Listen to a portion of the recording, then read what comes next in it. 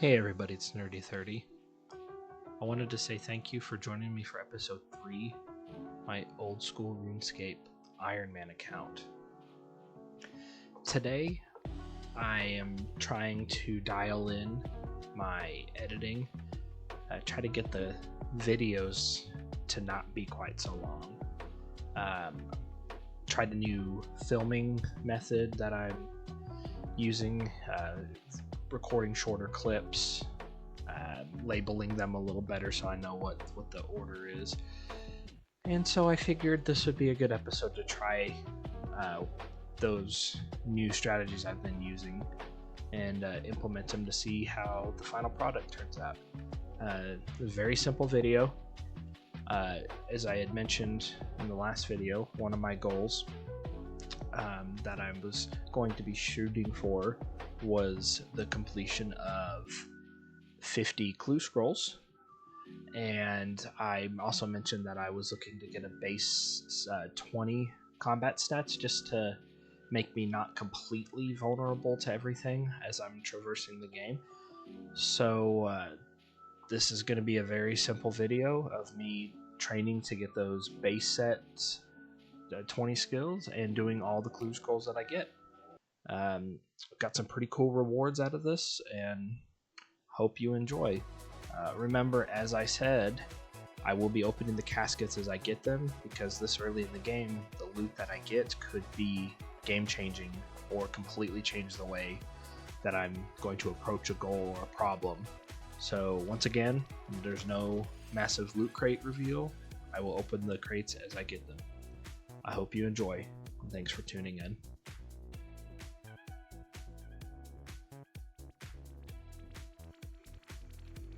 I hope you guys enjoyed me struggling trying to find the minigame teleport. As I said, it's been a while since I've played, so some of the interface changes have kind of stopped me as I'm looking around. So if you notice, I'm going, and then I stop for 30 seconds or a minute, it seems like I'm AFK. I'm usually referencing my second monitor and checking something on RuneScape Wiki or whatnot, trying to figure out what I'm looking for. And as I said in episode 1, part of the series is to get me back in touch with the game that I love so much.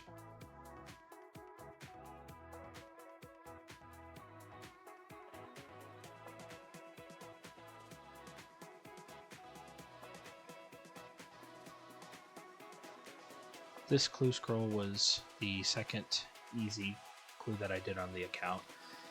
One thing I was excited to see was black items, because they are relatively hard to get early in game since you can't smith them. The sad thing was I already have the black full helm, and I went ahead and used some of my Stronghold of Security funds and bought a Mytho Scimitar. So all of this equipment is going to be sold for gold.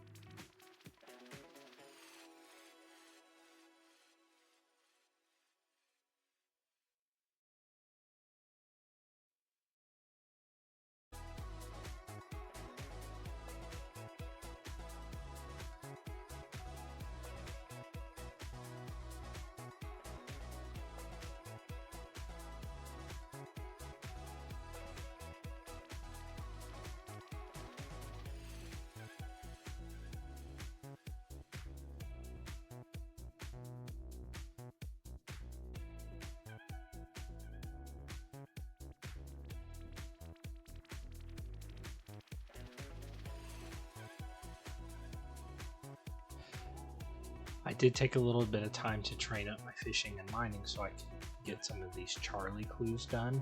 So, and I did cut a big section of that montage out because it was like 30 minutes even at times 16 speed. So one of the things I'm trying to identify is trimming the fat a little bit more. While everybody enjoys a good montage, nobody wants to watch 30 minutes of narrated montages.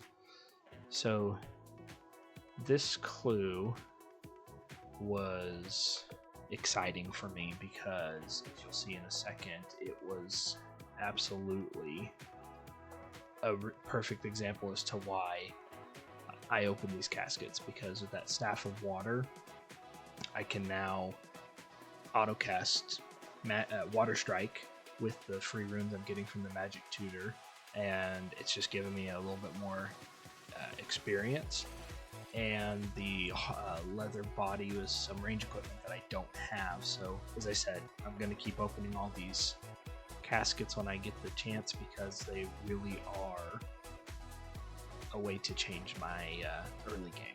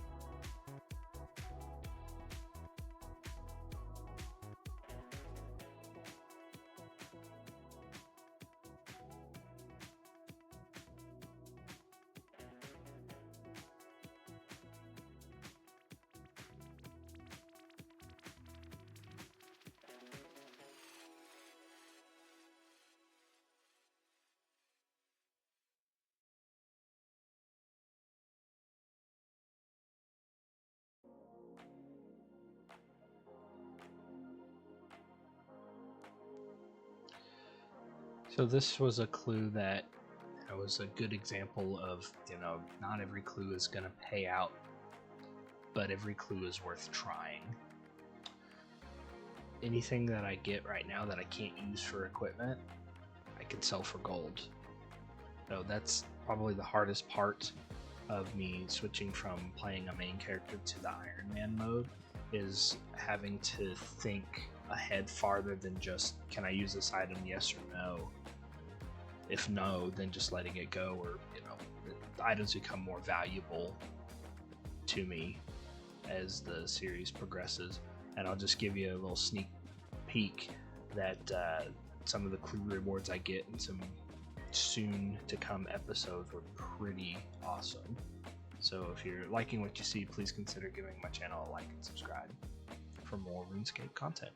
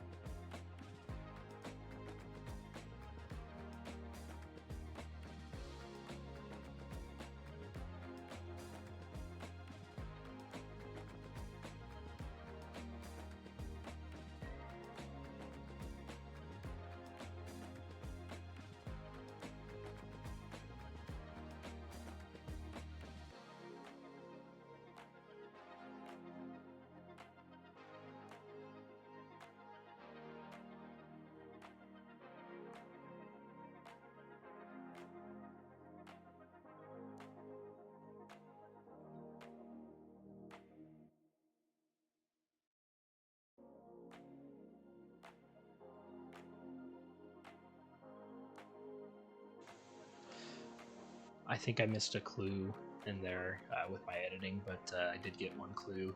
That was steel plate skirt, a steel full helm, and 6 nature runes, which, of course, everybody knows nature runes are great for, mid to later game, being able to high alch drops when you're out.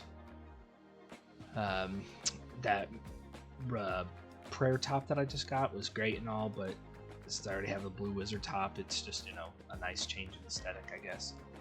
If you notice, I did pick up a clue here, and I did drop a clue because the step was like a body tiara. And if you remember in episode 1, one thing I did say is with my goals, things are subject to change, or I'm not necessarily going to do the meta, or everything is set in stone. If it's going to take me 10 minutes to do something, get a level, get an item, okay, no big deal. But if it's going to take me 2 or 3 hours to delve away from the goal I'm trying to do, I may just drop the clue, or find another way, or come back to it later. That's the biggest premise of this series for me personally, is to have fun with it. I've always enjoyed clue scrolls, and so especially these beginner ones are super easy to knock out. So yeah, that's about it. So as we're nearing the end of the video, I wanted to say once again, thank you so much for considering my content. Is with your time. The most valuable asset anybody has nowadays is their time. You can never get it back, so use it wisely. Was pretty happy with some of the drops I got this episode, and if you like what you're watching, please consider giving me a like and subscribe. I do a lot of PC related content. The RuneScape thing is a new venture for me, kind of delving off into a little bit of content creation in this way. But please like and subscribe for episode 4. I'm Nerdy30, and I'm signing out. Thanks for watching.